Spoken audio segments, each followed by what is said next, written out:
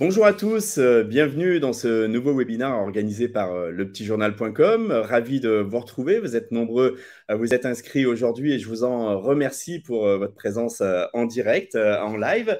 Le thème du jour, comment agir pour la protection des animaux en voie de disparition et plus particulièrement des tigres dans le monde. Donc un sujet extrêmement sensible. Avec nous, Frédéric Geffroy qui est le lauréat du prix du public des Trophées des Français de l'étranger 2022 et qui est le fondateur de l'association Planète Tigre. Et c'est évidemment à ce titre qu'il va intervenir. Donc, on a la chance de l'avoir là pour une petite heure. Donc, posez-lui bien évidemment toutes vos questions sur ce sujet. Il va vous expliquer évidemment ce qu'il fait, ses projets et comment ça se passe, particulièrement en Inde où il intervient. Enfin voilà, il a beaucoup de choses à dire. Personnage absolument passionnant. Donc, je suis sûr que vous allez trouver ça très intéressant. Mais posez bien, il y a un petit question qui est en bas à droite. Donc, c'est très facile. Vous cliquez dessus. Il y a marqué poser une nouvelle question. Allez, je fais un petit bonjour. Hop, j'ai fait une petite faute. Voilà, bonjour. Et comme ça, vous voyez ça. Donc, n'hésitez pas, dites-nous déjà où vous êtes. Est-ce que c'est le soir pour vous en Asie? Est-ce que c'est le matin pour vous sur le continent américain? Est-ce que vous êtes en Europe, en Afrique? Enfin voilà, dites-nous un petit peu, faites-nous un petit coucou, comme ça on voit en plus si le fil marche bien. Bon, généralement, il n'y a pas de souci. Dites-nous un petit peu où vous êtes. Ce webinaire sera disponible en replay sitôt la fin du webinaire. Donc, vous recevrez un mail 5 minutes après la fin du webinaire. Donc, si vous ne pouvez pas assister à tout, vous pourrez le voir en replay. Vous pourrez également le faire connaître à vos amis, collègues qui seraient intéressés par ce sujet. Par ailleurs, il y aura également un article dans le petitjournal.com dans les prochains jours, donc qui vous permettra évidemment de retrouver le compte-rendu et de retrouver la vidéo qui sera postée sur YouTube. Marilyn Navarro est également avec nous. Marilyn Navarro est la directrice du développement de la clientèle et des partenariats pour la Banque Transatlantique, qui est la banque de référence des Français de l'étranger et qui est les sponsors du prix du public depuis maintenant quasiment une dizaine d'années, puisque c'est la 10e édition des Trophées des Français de l'étranger. Bonjour Marilyn. Je vais vous passer voilà, je vais juste vous passer la parole à tour de rôle pour vous présenter en 2-3 mots et dire un petit peu qui vous êtes. Et puis après, on se lance avec les internautes à répondre à leurs questions et à présenter un petit peu, à discuter sur cette thématique et à présenter évidemment Planète Tigre et ses projets. Peut-être Marilyn, dis-nous si tu veux te présenter en premier. Oui, mais je vous remercie. Donc, Marilyn Navarro, Banque Transatlantique. Donc, effectivement, on a depuis une dizaine d'années au cœur l'envie effectivement, de mettre en avant les Français de l'étranger. Et donc, on est ravis cette année que ce soit Frédéric qui ait eu ce prix qui est donné effectivement par les personnes qui votent, en fait, les votes des Français de l'étranger, mais tu en parleras un peu plus après. Merci Marilyn. Frédéric, en quelques mots. Merci de votre accueil, merci de cette participation, merci de cette élection au trophée des Français à l'étranger 2022. Je suis très honoré, ça fait 11 ans que j'œuvre pour la protection et la préservation du tigre, notamment en Inde, à 90%. Et pour moi, c'est une reconnaissance. Et puis un peu l'aboutissement d'un travail de longue haleine que je mène maintenant depuis longtemps. Enfin, je suis dans le tigre depuis plus de 40 ans maintenant. Et 35 ans même, ça ne veut pas me vieillir trop. Mais voilà, je suis vraiment très honoré de participer avec vous à ce webinaire. Et puis que je puisse apporter des questions et puis parler un peu de la situation qui était dramatique il y a 10 ans et qui est un peu mieux. J'ai des bonnes nouvelles à vous annoncer aujourd'hui. Donc voilà. Donc, c'est grâce au travail de toutes les assos, de tous les ONG, de tous les gouvernements, etc., qui œuvrent pour ça. Très bien, écoutez, ravi de savoir qu'on aura en plus des bonnes nouvelles. Et les internautes, n'hésitez pas, posez bien vos questions avec l'onglet questions. Donc, on a Carole qui est à Besançon, Sandra qui est à Alès. Donc, pour l'instant, plutôt des internautes qui sont en France. Faites-nous un petit coucou, un petit signe. Et puis surtout, évidemment, posez vos questions. On va peut-être démarrer. Frédéric, moi, je vais vous interroger en premier. Sur un petit peu, en fait, on se tutoie, hein, donc sur ton parcours, parce que en fait, c'est assez extraordinaire. C'est-à-dire que tu avais une passion pour le tigre et qui t'a amené à ce cheminement. Est-ce que peut-être tu peux nous en parler un petit peu? Parce qu'à la base, tu n'es pas du tout. Je crois que tu es infirmier, c'est ça, si mes souvenirs sont bons? Anesthésiste aux pompiers de Paris. Et en fait, j'ai toujours passionné par le tigre. J'ai eu la chance de rentrer dans le milieu un peu circassien pour connaître le tigre, parce qu'il y a des sons dans cet endroit qu'on pouvait les observer quand on habitait en province, etc. Et en fait, j'ai eu la chance qu'un directeur d'un grand cirque français m'offre 2 petits tigres, et puis l'histoire est venue comme ça. Donc je suis entré dans le milieu tigré, entre guillemets, et ensuite j'avais un projet de monter un parc à thème sur les gros félins, sur la région de Dijon, où je vivais avec mon épouse, où je vis avec mon épouse. Et en fait, mon épouse m'a offert un voyage en Inde il y a à peu près 12 ans, et c'est là que j'ai vu mon premier tigre en milieu naturel, où là j'ai stoppé mon projet de parc à thème pour changer vraiment d'optique et pour faire de la protection et de préservation in situ, c'est-à-dire en milieu naturel. Donc j'œuvre sur les 12 pays, enfin normalement c'est 13 pays, mais il y a le Cambodge qui vient de disparaître, mais sur les 12 pays où il y a du tigre. Mais la principale activité se situe en Inde, où j'ai 90% de mes projets qui sont réalisés là-bas. Alors, du coup, si je comprends bien, en fait, l'association Planète Tigre, elle est née de ce voyage en Inde. Ça a été une révélation, ça a été un choc. C'était une prise de conscience? C'était prise de conscience, puis si vous voulez, un déclic, vraiment un déclic. Je ne connaissais pas du tout le tigre en milieu naturel. Hein. Je le connaissais par le cirque, par les zoos, par la captivité. Et si vous voulez, quand j'étais en Madhya Pradesh, dans une réserve qui s'appelle Bandhavgarh, et puis là, on a passé plus de 3 heures à essayer de traquer le tigre avec des sonorités qui nous indiquaient qu'il devait être dans les parages, etc. Et j'ai vu mon premier tigre arriver, il est resté près de moi à peu près un quart d'heure à me regarder dans les yeux, et vraiment pour moi c'était un changement de position. Et je me compare souvent un peu comme Jim Corbett, d'ailleurs qui a un parc en Inde, qui était un des plus grands chasseurs de tigres, et puis après qui est devenu un des plus grands défenseurs du tigre. Surtout par rapport à la situation qu'on connaît actuellement avec les animaux en captivité, etc. Donc du coup, vous avez créé, c'est quoi? C'est une fondation, une ONG, une association? Et absolument. Loi 1901. Oui. Et quelle est sa mission en particulier, et quels sont parce que du coup, ça fait 11 ans, tu disais. Du coup, quels sont les grands sujets sur lesquels tu as travaillé? Alors, en fait, au départ, quand j'ai créé cette association, je me suis posé plusieurs questions. C'est vrai qu'il y a beaucoup de projets scientifiques, etc. Et toutes les grosses ONG, comme le WWF, comme Pantera, etc., font vraiment des projets scientifiques pour la protection et préservation. Et moi, je suis parti surtout sur une optique de sensibilisation et d'éducation par rapport à la jeunesse, notamment. Donc, j'ai créé il y a 10 ans le projet qui s'appelle Tiger Children of Hope, Tigre, les enfants de l'espoir, où en fait, on a réalisé un comics avec des gens de chez Disney Italie, avec Frédéric Brémaud. Et ensuite, si vous voulez, ça nous a permis Moi, je vais dans les écoles, on explique la déforestation, le braconnage et la cohabitation animale, ce qui est un gros problème, on en parlera tout à l'heure. Et si vous voulez, les enfants doivent faire une continuité de cette histoire. Alors, malheureusement, financièrement, je ne peux pas emmener tous les enfants dans une réserve. Mais la classe lauréate, celle qui a les sujets un peu plus audacieux et sensibles par rapport à la protection et la déforestation, etc., passe une journée avec nous dans une réserve de tigres, où là, ils peuvent l'observer ou pas, parce que ce n'est pas un zoo, hein, ce sont des réserves, donc on ne le voit pas tout le temps. Mais si vous voulez, on les sensibilise à la faune sauvage, on les sensibilise à la flore également, et ensuite on prend en charge une collation le midi, on leur offre un t-shirt, on leur offre une petite plaquette, alors qui finit souvent dans la maison, parce que vous savez, dans les villages indiens, c'est pas comme nous à la maison, où on a plein de posters partout, ou de cadres, etc. Donc, si vous voulez, souvent, la petite plaquette est accrochée au mur, et ce qui permet de sensibiliser aussi toute la famille, les oncles, les tantes. Moi, quand j'interviens dans des écoles, alors j'interviens dans des écoles où je peux voir 3 à 4 000 enfants, en même temps.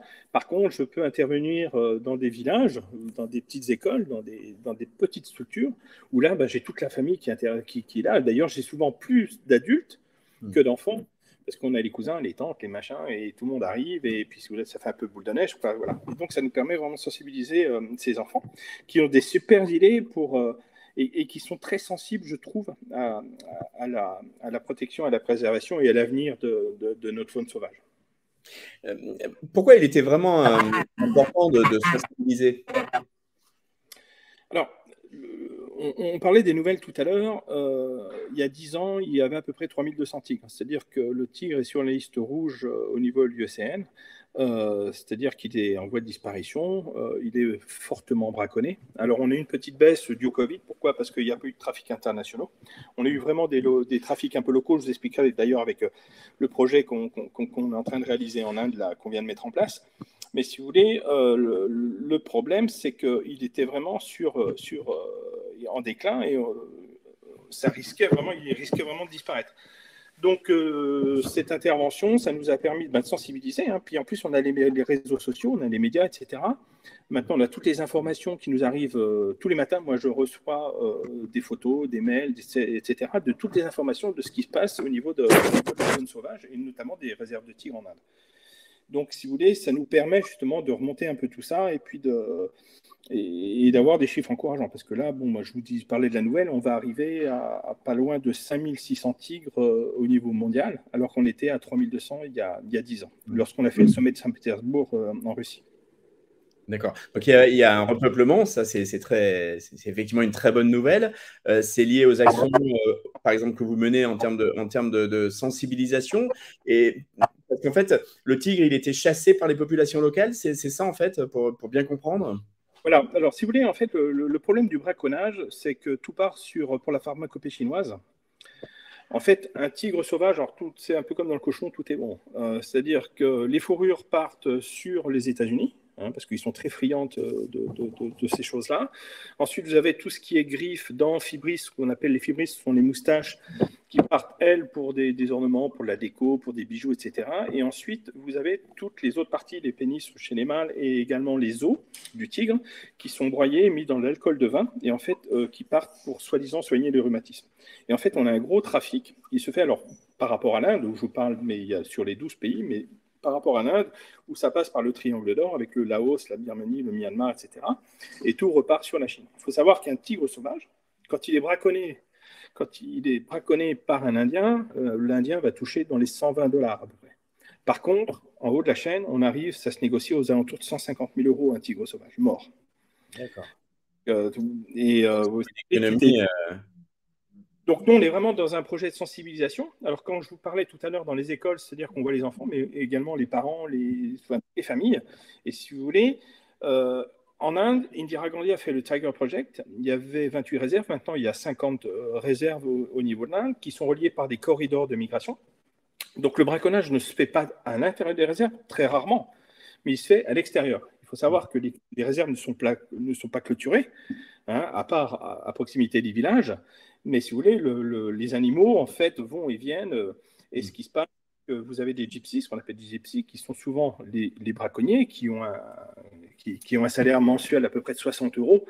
Et si vous voulez, quand on leur offre 120 € pour tuer un tigre, qui va passer à l'intérieur du corridor, dans la forêt, où il loge, parce qu'en plus, il se déplace suivant les cultures en Inde, suivant les saisons, etc. Et c'est là que le braconnage se fait le plus. Donc, si vous voulez, nous, c'est vraiment, en tant qu'Européen, moi, c'est pour ça, c'est également très difficile que je puisse accéder à ces gens-là. Donc, de par le projet Tigre les enfants de l'espoir, j'arrive à accéder aux familles. Avec les familles, on a toujours une connaissance, etc., qui peut nous amener petit à petit pour rencontrer ces gens, puis essayer de les sensibiliser. Moi, je préfère leur donner 150 € pour qu'ils puissent abandonner l'idée de tuer un animal sauvage, parce que on parle du tigre, mais ça peut être un éléphant, ça peut être un léopard, etc. Et puis, si vous voulez, leur expliquer le pourquoi du comment. Ouais. Parce que j'imagine que les tigres s'attaquent aussi au bétail, peut-être des éleveurs, éventuellement peut-être un danger également pour la population. Comment ça se passe je vous entendais plus, ça avait coupé. Allez-y. Allez, non, je disais en fait, est-ce que j'imagine que le tigre s'attaque aussi au bétail? Ça fait un peu d'écho, je sais pas. Oui, non, c'est bon. Oui, ça s'attaque au bétail, mais si vous voulez, c'est ce qu'on dit, l'herbe est toujours plus verte et plus verte à côté. Le tigre est un très mauvais chasseur. Il y a à peu près une tentative qui réussit sur 10 tentatives. Donc, et si vous voulez, ce qui se passe, c'est qu'on a une démographie qui est telle en Inde, on va arriver à 1,4 milliard d'habitants. Les réserves ne sont pas extensibles. On a plein de naissances. Vous prenez tous les parcs actuellement en Inde, vous avez plein de petits. D'ailleurs, c'est vraiment une grosse problématique. Et le problème, c'est qu'on a ce qu'on appelle des buffer zones, des zones tampons autour des réserves. Et ensuite, les villageois, souvent, vont amener leur bétail, alors que c'est formellement interdit, bien sûr, mais amènent le bétail à l'intérieur des sanctuaires. Et si vous voulez, le tigre, il peut faire chasser une vieille vache, entre guillemets, plutôt que de courir après un sambar ou une biche ou un sanglier, si vous voulez. Et le problème, c'est que, alors ça revient au deuxième projet que j'ai en Inde, qui s'appelle l'indemnisation des villageois. Si vous voulez, le problème, c'est que quand le tigre attaque le bétail, l'agriculteur, entre guillemets, va empoisonner la carcasse ou alors l'électrifier, c'est-à-dire que quand le tigre va revenir pour finir de se nourrir, si vous voulez, ils vont le tuer. Donc nous, on se substitue. Alors normalement, le gouvernement indien indemnise ces villageois. Alors le process, c'est un animal est tué, vous avez une équipe de Forest Department ou des rangers qui sont dépêchés sur place, ils font le constat pour bien être sûr que ce soit un tigre ou un léopard qui a tué la vache. Et ensuite, normalement, ils indemnisent le villageois pour remplacer le bétail. Le problème, c'est que ça ne se fait pas ou très peu, ou alors c'est très long, ils mettent 2-3 ans pour le faire. Donc, si vous voulez, nous, on se substitue au gouvernement indien, c'est-à-dire qu'on rachète le bétail. Alors, j'avais la fâcheuse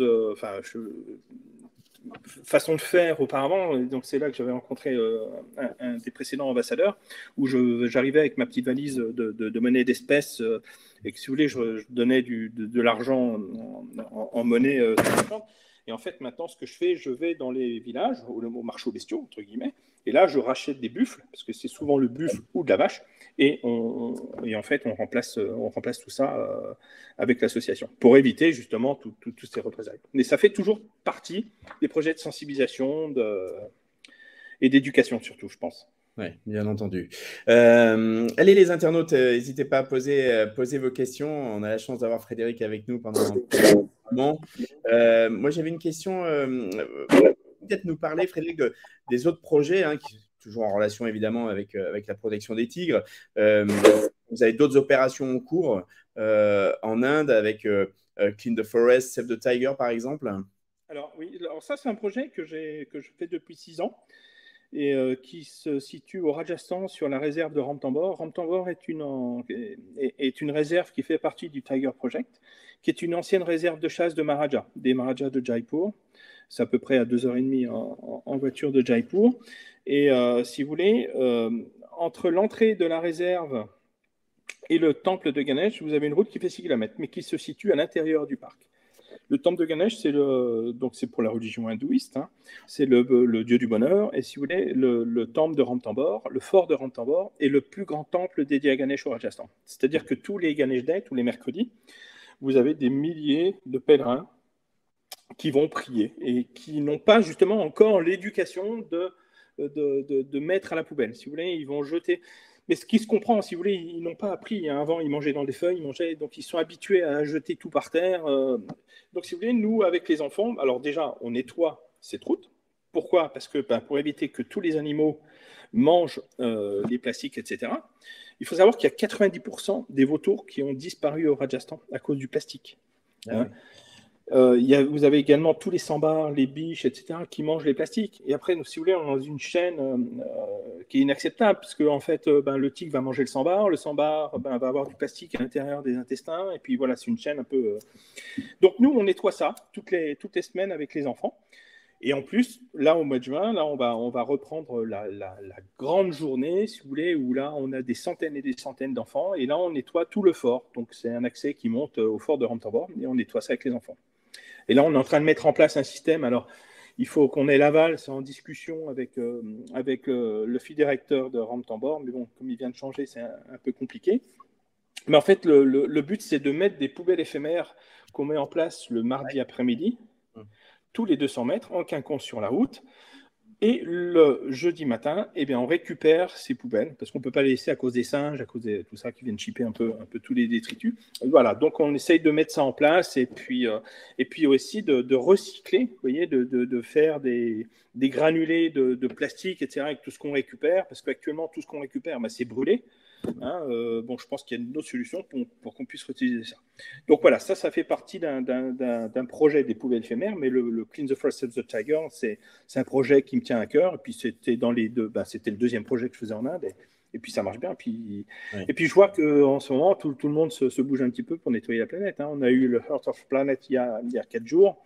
C'est vrai que tout le monde s'est mobilisé. Moi, je suis rentré, hein, j'étais en Inde, je suis rentré dimanche. Et c'est vrai que ça a participé. C'était génial, quoi. Voilà, tout le monde est sensible. D'ailleurs, vous l'êtes aussi, puisque j'ai gagné ce trophée entre guillemets. Et voilà, et je pense que c'est important qu'on parle de notre planète. Moi, c'est un focus tigre, mais bon, je suis vraiment ouvert à tout ce qu'il faut pour améliorer un peu et puis qu'on ait une meilleure terre. Bien sûr, en tous les cas, on voit que c'est la préoccupation, et tant mieux de nos internautes aussi. Et évidemment, c'est un sujet que nous-mêmes, et je pense à la Banque Transat aussi, sur lequel vous êtes aussi très sensible. Je sais pas, Marilyn, si tu veux dire un mot sur ce sujet. Voilà. En fait, oui. On est sensible sur le sujet. Moi, je le suis. Je ne sais pas si vous m'entendez bien. Merci. On est sensible sur le sujet. On est sensible effectivement sur le fait que les trophées des Français de l'étranger chaque année révèlent en fait toujours une problématique ou un sujet qui est hyper inspirant pour la population qui suit ces trophées. Et c'est vrai que clairement dans votre parcours, il y a des thématiques qui nous plaisent énormément et que les Français eux-mêmes en fait portent quand ils sont à l'international, comme l'écologie, l'environnement.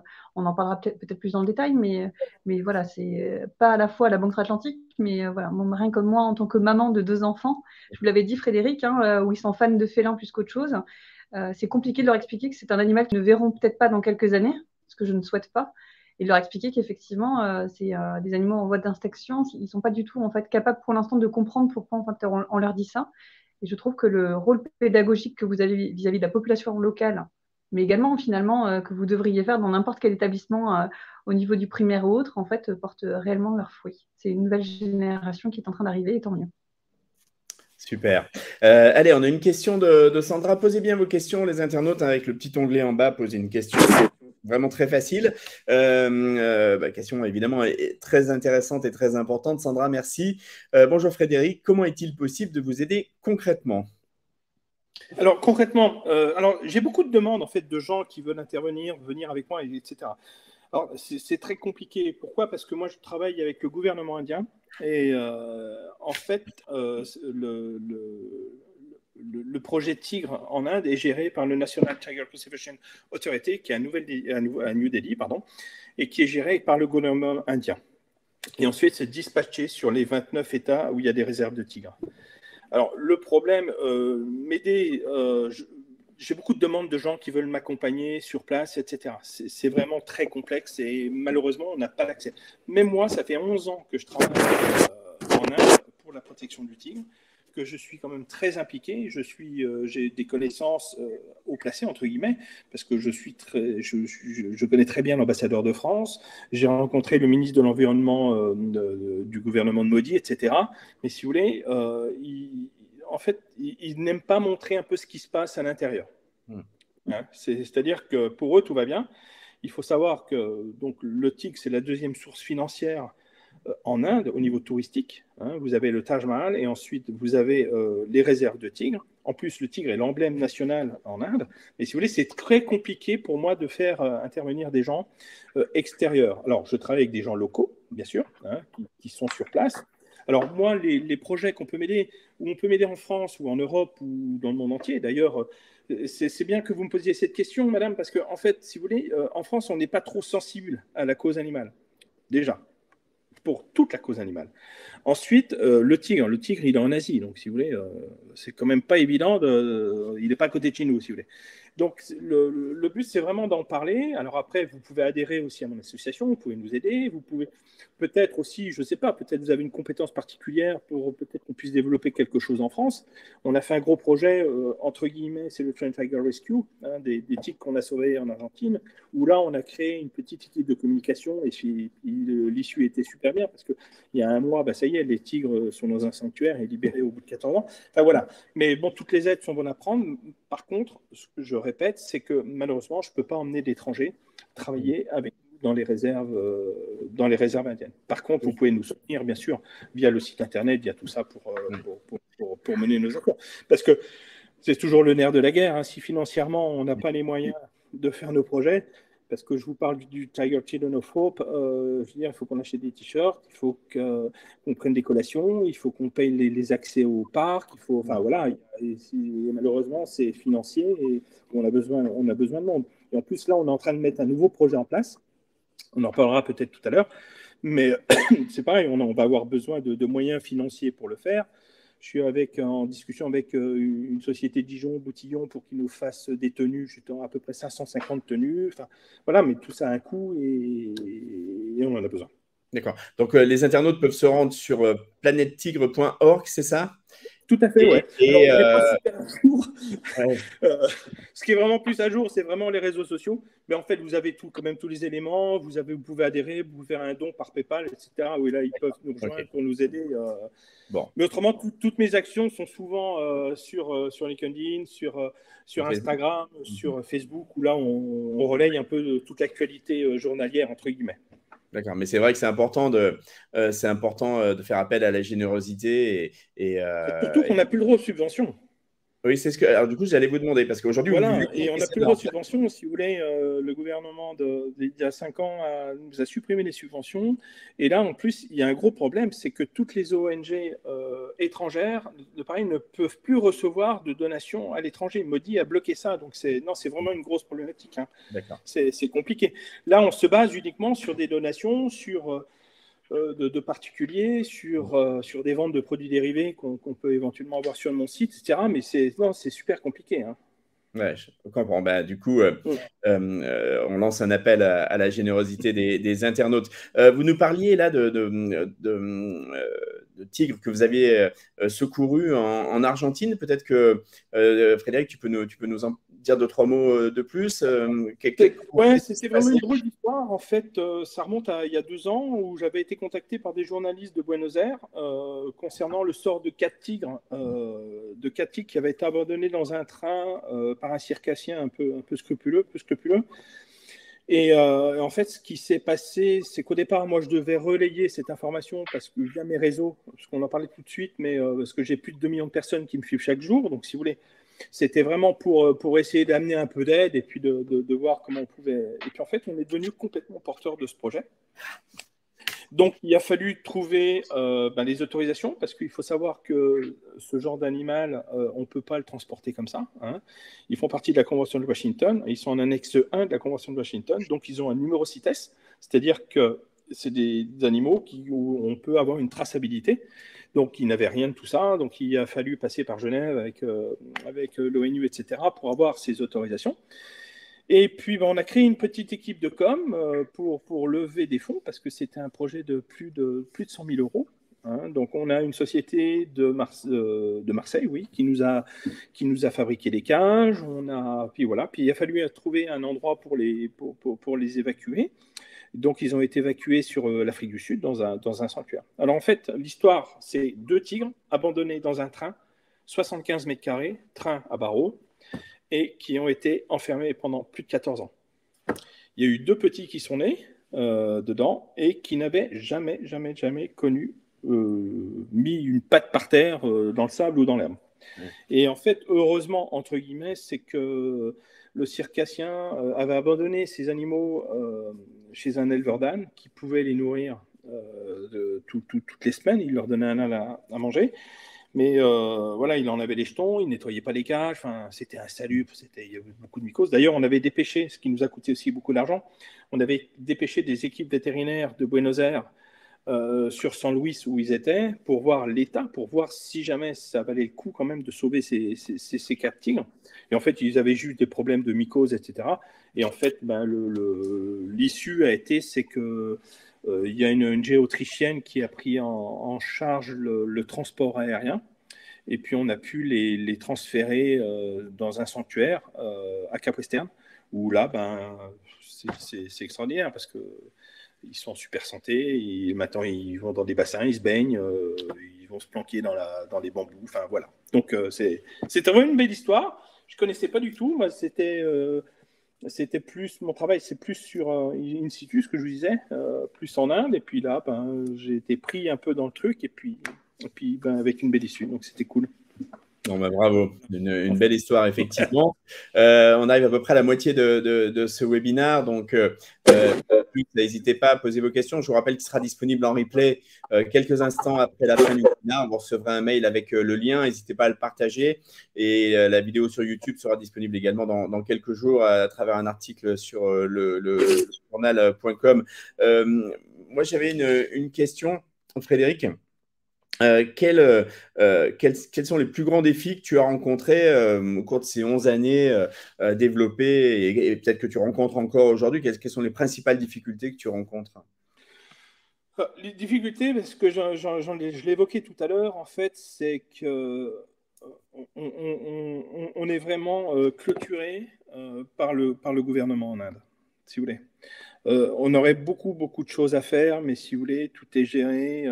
C'est un pays qui est assez compliqué, que je découvre, que j'apprends au fil des années. Si vous voulez, il y a beaucoup de corruption, il y a beaucoup...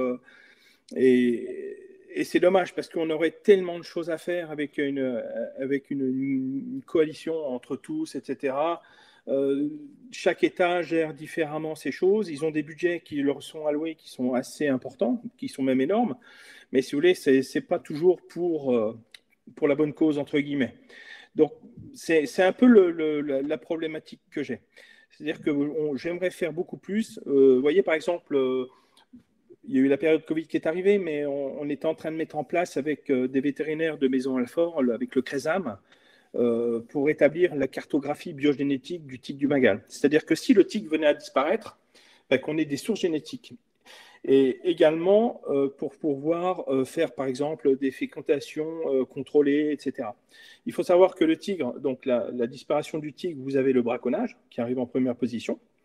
Et ensuite, vous avez les attaques aussi des villageois, ce qu'on disait, et vous avez également les combats territoriaux. C'est-à-dire qu'un mâle a besoin d'un territoire très important en étant indépendant, en étant seul. Et si vous voulez, on a beaucoup de combats entre les mâles, etc., par rapport aux femelles, etc. Donc ça, c'était de moins en moins d'espace. Comment ?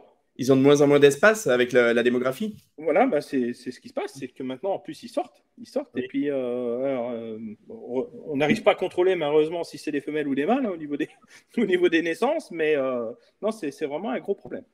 Là, je vous parlais des chiffres tout à l'heure. On va arriver à peu près sur l'Inde. On va être, attendez, parce que là, j'ai les derniers chiffres de ce matin. Sur l'Inde, on va arriver à peu près 3700 tigres. Ce qui est énorme, alors qu'il y avait 3600 tigres il y a 10 ans dans le monde entier. Oui. Donc le problème, c'est que les territoires sont... Alors moi, c'est un peu la problématique que j'ai, c'est qu'on ne nous laisse pas faire en tant qu'indépendants, ou alors peut-être que mon association est peut-être trop petite, entre guillemets, parce qu'après, vous avez des gros lobbies comme WWF qui sont un peu mêlés dans certaines choses, ou ils ont des accès peut-être plus faciles. Mais bon, voilà, moi je trouve que c'est un peu compliqué pour ça.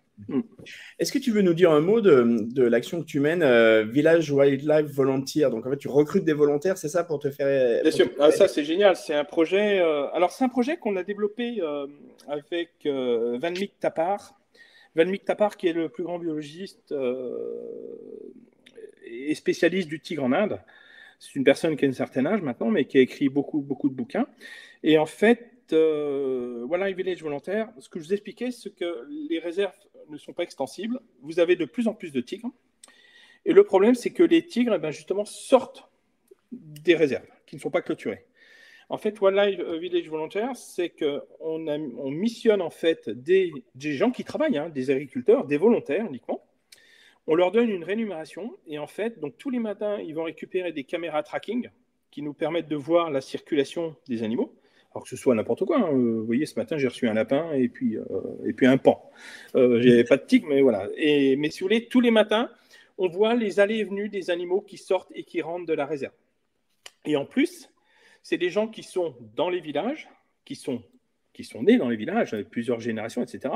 Donc, ils se connaissent tous, c'est rare. Et donc, tous les matins, on arrive à avoir des informations.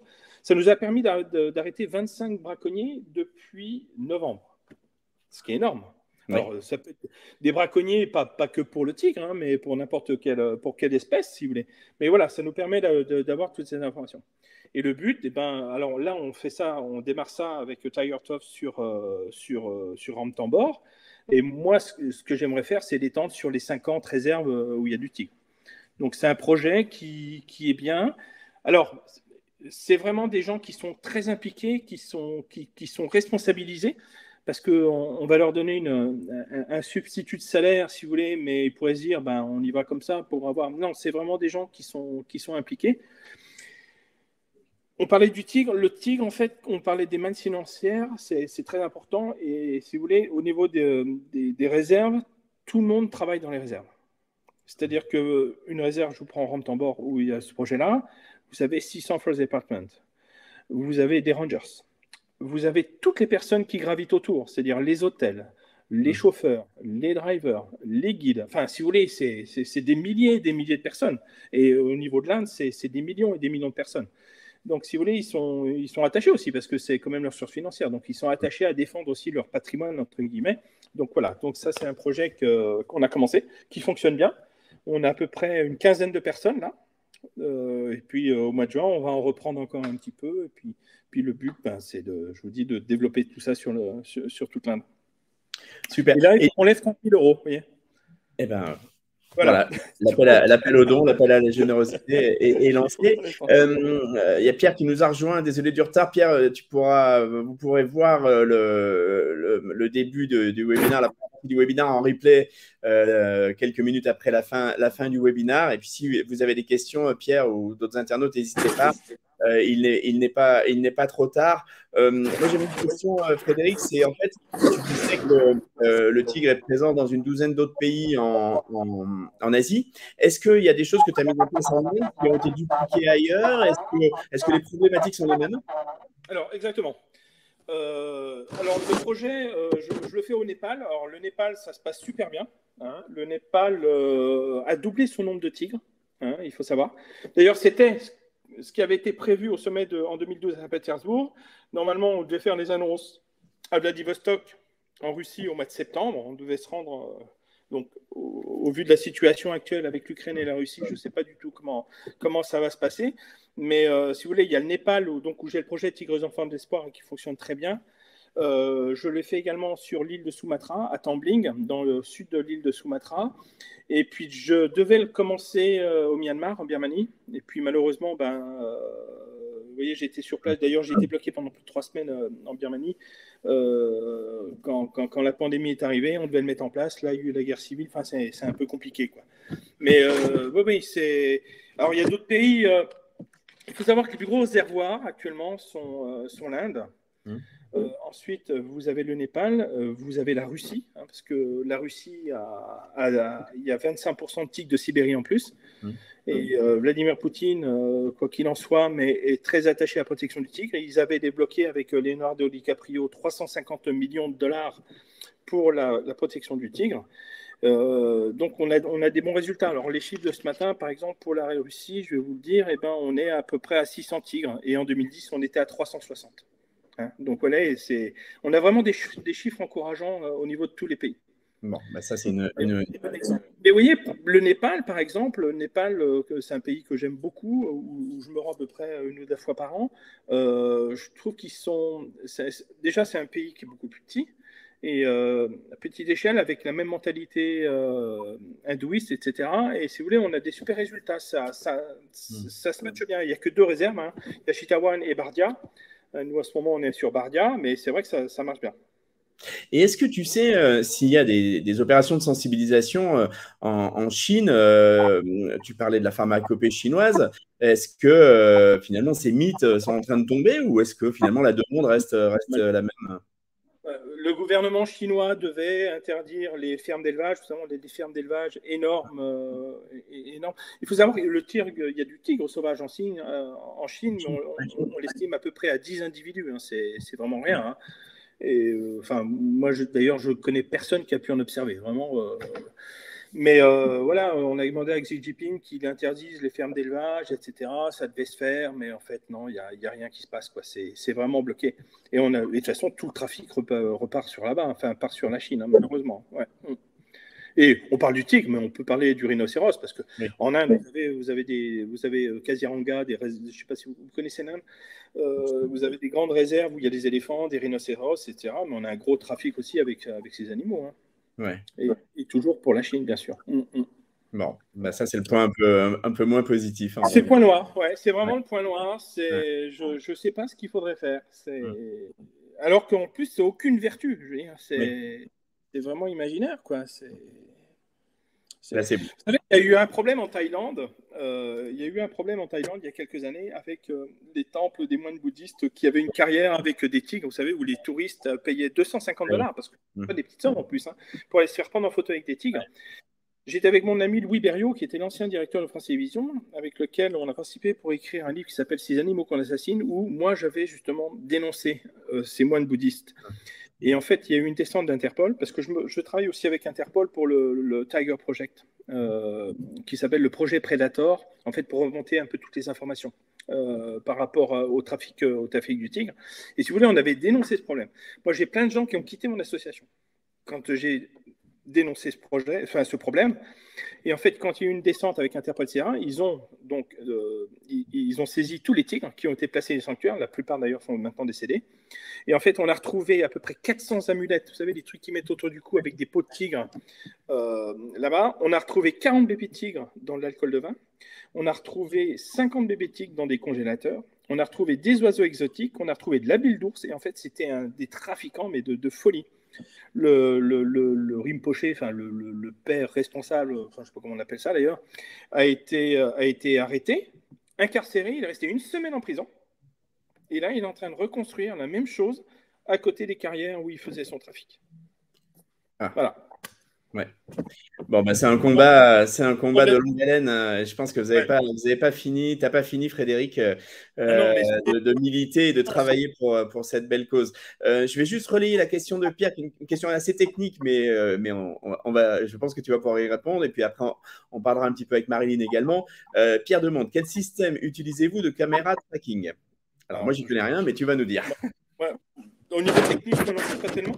En fait, ce sont des pièges photographiques et avec des déclenchements automatiques. C'est-à-dire que quand vous avez un mouvement, alors que ce soit humain, etc., en fait, ça déclenche un capteur. Après, on a des clés, des petites cartes mémoire, entre guillemets, qui maintenant sont bien parce qu'on peut les mettre sur des téléphones portables. Et ce qui nous permet de récupérer les photos. Alors, Pierre, par contre, si je voulais l'info, je vous donnerai le nom de mon directeur en Inde qui s'occupe de ça.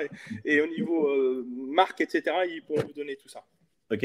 Bah, de toute façon, dans l'article, il y aura les contacts le contact de Frédéric, le lien vers son site, bien entendu. Donc, les internautes, pas de souci. Si vous voulez le contacter après, personnellement, vous pourrez le faire, bien entendu.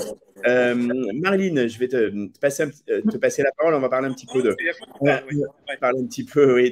de la Banque Transatlantique, bien entendu, que tu représentes. Je vais peut-être la première question, c'est peut-être plutôt une question par rapport à ta réaction, à ce que t'inspire ce parcours de Frédéric, ce qu'il fait. Enfin, ça laisse quand même. C'est très impressionnant. C'est très impressionnant. Donc, effectivement, le prix du public, c'est le prix en fait des Français de l'étranger qui ont des parcours inspirants. Frédéric, c'est vrai que la différence par rapport à des parcours d'expatriés entre guillemets classiques, c'est qu'en fait, on voit plutôt des cas de personnes qui vont entreprendre à l'étranger pour créer des business et autres. Et vous, en fait, moi, ce qui m'a étonné dans votre projet, c'est que finalement, vous avez choisi l'Inde parce qu'en fait, vous avez juste suivi en fait votre passion et que vous aviez besoin d'être plus proche de la nature. Et on va dire, si c'était l'ours, vous auriez été ailleurs. Mais là, voilà, l'Inde, c'est pas un choix de pays en tant que tel, mais c'est réellement votre souhait de suivre en fait la population que vous vouliez protéger. Dans le côté inspirant aussi, par rapport au parcours que vous avez, bon, le sang en fait, hein, c'est pour ça que je vous laisse parler, c'est qu'en fait, c'est plus qu'une passion, hein, c'est vos tripes. Moi, ce que j'aime beaucoup dans la façon dont vous voyez les choses, c'est que vous avez la chance d'avoir un projet extrêmement complet. Il y a la protection de l'animal en tant que tel, il y a son environnement et le territoire que vous protégez, mais il y a également la population en fait que vous abordez de façon très intelligente en n'allant pas en fait effectivement vous parliez d'argent, vous n'allez pas rincer les personnes pour leur donner de l'argent et recréer de la monnaie autour, recréer de la devise par rapport à tout ça. Mais en fait, vous éduquez réellement les populations à gérer en fait la faune et à s'habituer à vivre sur la même planète en fait. Vous vouliez dire quelque chose? N'hésitez pas, Frédéric, à me couper, je voulais vous dire par rapport à ça, et ça me fait plaisir ce que vous dites, parce que, si vous voulez, moi j'ai une approche, on parlait tout à l'heure des gypsies qui vont braconner dans les corridors de migration. Si vous voulez, moi c'est des gens, je n'en veux pas aux braconniers. Vous voyez, c'est particulier ce que je vais vous dire. Hein. J'en veux pas aux braconniers.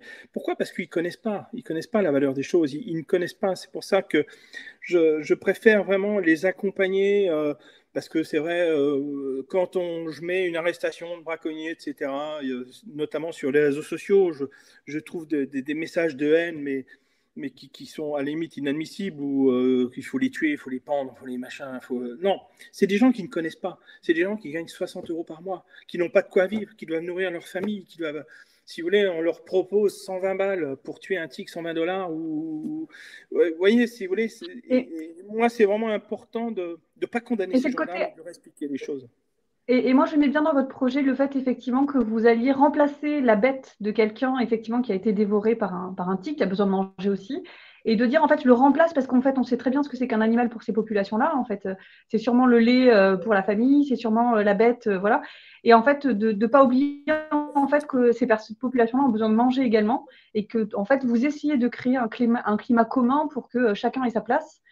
Et finalement, votre association, c'est d'aider en fait aux populations à ne pas détester finalement ce prédateur, mais plutôt de dire, en fait, on va vous aider à vivre avec eux et à vous en soucier également. Tout en étant vigilant. Parce que je peux vous dire que les premières indemnisations que j'ai faites, où on partait sur à peu près 20 indemnisations, et puis que j'arrivais dans le village, on installait un petit peu tout ça, et puis que vous avez à peu près 150 personnes qui arrivent, et puis se passent les petits papiers dans le dos, machin, c'est un indie, moi j'y comprenais rien. Enfin, bref, donc voilà, ils sont quand même là, mais il faut rester quand même vigilant. Puis il y a quand même une chose aussi que je fais, et ça c'est un petit aparté. Il faut savoir qu'il y a à peu près 600 morts dus à l'attaque du tigre en Inde. Hein. Donc on parlait des blessés, moi je prends en charge les blessés, je prends les frais médicaux, etc. Mais également, si vous voulez, je donne des compensations financières aussi à des gens qui perdent des membres de leur famille, hein, parce que ça c'est important. Alors le gouvernement indien les indemnise, hein, hauteur en général c'est à peu près 2500 €, et si vous voulez, nous en général on double cette somme pour les aider, les accompagner. On avait fait un reportage avec de la Villardière justement sur Zone Interdite où il y avait ce témoignage de ce père de famille où en fait qui a perdu sa fille de 18 ans, qui n'avait pas de latrine et vous voyez qu'elle allait faire ses besoins à proximité de la maison. Voilà, c'est des choses compliquées. Quand tu lui poses la question, il n'en veut pas au tigre parce que c'est lui qui est arrivé sur le territoire du tigre et pas l'inverse, si vous voulez. Et puis en plus, la religion hindouiste, bon, c'est le karma, c'est des choses comme ça, si vous voulez. Mais voilà, c'est important aussi de signaler qu'il faut... Enfin, j'accompagne ces gens, quoi. Voilà. Alors, je suis très spontanée là, Frédéric, mais vous voyez, mon petit garçon, je vous en ai parlé tout à l'heure, il est vraiment fan de félins. Et quand je lui ai parlé des différentes religions qui pouvaient exister, il m'a dit, moi, je veux celle l'hindouiste parce qu'en fait, je veux me réincarner en tigre. Et à ce moment-là, on a eu un réflexe avec son père en disant, ah ben non, parce qu'en fait, il y en a peu. Et après, on s'est dit, non, on s'arrête. Voilà, ce que vous faites, effectivement, c'est assez formidable parce que en fait, c'est pas un parcours de Français de l'étranger comme on a l'habitude, Hervé, on est d'accord que c'est autre chose, Frédéric, je pense que vous avez, ils ont beaucoup de chance de vous avoir tous ensemble. Je comprends le côté associatif aussi. Ben, vous avez structuré les choses avec la population locale, vous avez vos propres bénévoles et surtout faites attention que ce soit cette population-là qui vienne aussi s'occuper de leur propre territoire. Donc c'est pour ça qu'effectivement le but c'est pas d'arriver sur place et de venir vous aider physiquement. Vous n'avez pas besoin de ça. Vous avez besoin qu'on vous donne les moyens de le faire correctement avec les populations locales. Et les appuis aussi des gouvernements, hein, parce que bon, vous voyez, j'ai la chance de connaître, de très bien connaître Emmanuel Lenain, qui est ambassadeur de France, qui est quelqu'un de très ouvert. Bon, malheureusement, le 1er avril, on devait faire pareil un événement avec Valmik Thapar, justement, avec tous les gens sur New Delhi. Ça a été abandonné, annulé, pardon, ou repoussé, un peu comme la remise des trophées d'ailleurs, à cause de la guerre en Ukraine, si vous voulez. Voilà, c'est. Mais bon. J'en ai parlé à Macron. J'ai eu la chance de rencontrer Macron il y a quelques semaines maintenant. Et je lui en ai parlé. Donc, en plus, il est très attaché avec l'Inde, avec Modi, etc. Donc, normalement, son attaché Inde devrait m'aider. Donc, voilà, j'espère qu'on va pouvoir avancer, puis de développer tous nos projets et puis aller de l'avant, quoi. Super. Parce qu'il faut savoir, il y a une chose aussi, parce que les gouvernements c'est quand même assez compliqué, la cause animale. Hein, parce que, vous voyez, moi, je fais partie je vais à la CITES qui a lieu tous les 4 ans, et je me souviens d'un colloque qu'il y a eu en Thaïlande, à Bangkok, pour le sommet de la CITES. Et si vous voulez, on parlait d'ours polaires, où il devait passer en annexe 1 alors qu'il est en annexe 2. Et bien, en fait, on a des gros lobbies, on a des grosses banques, etc., des grosses ONG, je vais taire le nom parce qu'ils ne seraient pas très contents, mais qui n'ont pas voulu voter pour que l'ours polaire passe en annexe 1. Pourquoi? Parce qu'au Canada, on a des mines d'extraction d'uranium, etc. Et si vous voulez, on ne voulait pas se mettre en porte-à-faux par rapport aux Inuits qui chassent l'ours polaire. Enfin, vous voyez, il y a des lobbies financiers, politiques, etc., qui sont importants et qui ne sont pas bons pour notre planète, malheureusement. Mais très concrètement, la pression, c'est la pression citoyenne aussi qui peut et va certainement faire changer les choses, puis c'est des actions comme celles que tu mènes. Marilyn, j'aimerais qu'on aborde un sujet avec toi, c'est l'Observatoire de l'expatriation que vous menez chaque année avec la Banque Transatlantique. Je veux peut-être que tu nous dises un petit peu en quoi consiste cette enquête et un petit peu quels sont les principaux indicateurs que vous avez relevés cette année et si il y a des différences cette année par rapport à d'autres. Alors, effectivement, la Banque Transatlantique, au démarrage, je vous ai dit que c'était une banque privée du groupe Crédit Mutuel Alliance Fédérale. Et en fait, on a toujours été spécialisé sur les Français de l'étranger, d'où la légitimité aujourd'hui de porter des prix autour des Français qui ont des parcours à l'international. Comme ça fait effectivement plus de 80 ans qu'on a l'habitude d'entendre des Français de l'étranger. Ah, mince. Marilyn, on l'a perdu. On a perdu Marilyn. Ah, ça, c'est dommage parce que. Ouais, c'est assez. Ah, voilà, c'est bon. Tu es revenu, Marilyn. Ouais, désolé, ça va falloir que tu reprennes. On a perdu 15 secondes, on va dire. Ouais. Très bien. Bon, alors c'est parfait. Donc, je parlais de la Banque Transatlantique et du fait qu'effectivement, on était spécialisé sur les Français de l'étranger depuis plus de 80 ans. Donc, on a effectivement le Quai d'Orsay, les agents du Quai d'Orsay qui sont dans de multiples pays.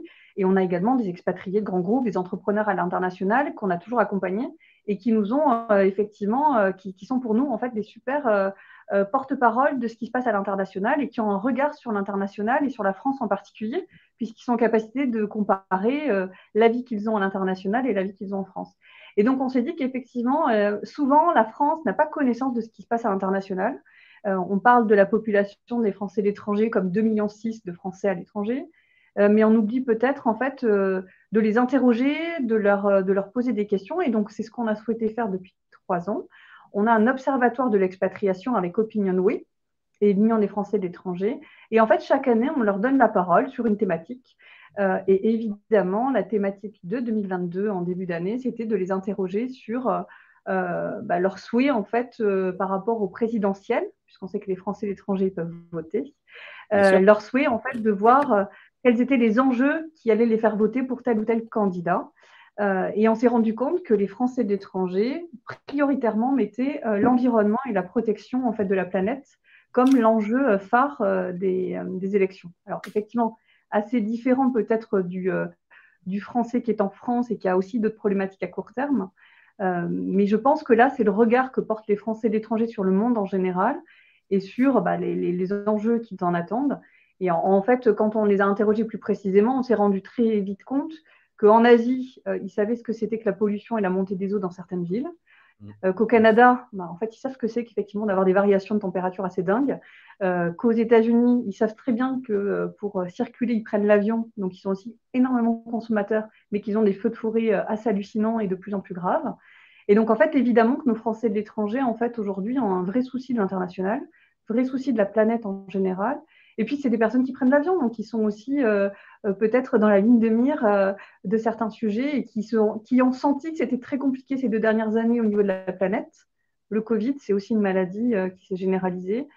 Et donc, voilà, sur cet observatoire de cette année, on s'est rendu compte que la protection de la planète et de l'environnement était le sujet phare. Et vous êtes arrivé, Frédéric, avec votre thématique qui a été retenue en fait par le public de façon générale.